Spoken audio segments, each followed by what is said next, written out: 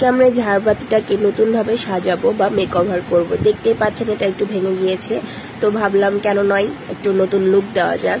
তো আমি প্রথমে ঝাড়বাতিটাকে একটা সাইজ অনুযায়ী কেটে নিচ্ছি। সাইজ বলতে যে আমার যেটুকু মনে হয়েছে যে কাটলে এটাকে দেখতে সুন্দর লাগবে সে অনুযায়ী আপনারা আপনাদের পছন্দ অনুযায়ী কেটে নেবেন। এরপরে আমি এটাকে সুন্দরভাবে পরিষ্কার করেছি। প্রথমে শুকনো কাপড় দিয়ে এবং পরবর্তীতে ভিজা কাপড় দিয়ে পরিষ্কার করে নিয়েছি, এতে করে আমার রং করতে সুবিধা হবে। আমি এখানে সবুজ এবং হলুদ রং করেছি, যেটা কোনো কারণে রেকর্ড হয়নি, আমি আপনাদের পরবর্তীতে দেখিয়ে দিব। তো এর সাথে আমি কিছু টার্সেল দিব, এই কারণে আমার কাছে শেডেড কিছু উল ছিল, সেটা দিয়েই আমি টার্সেল বানিয়ে নিচ্ছি।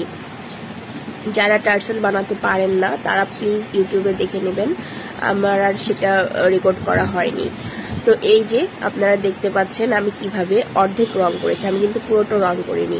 এই ছিল আমার ঝাড়বাতিটির নতুন লুক। আশা করি আপনাদের ভালো লেগেছে। আজকে এ পর্যন্ত, আল্লাহ হাফেজ।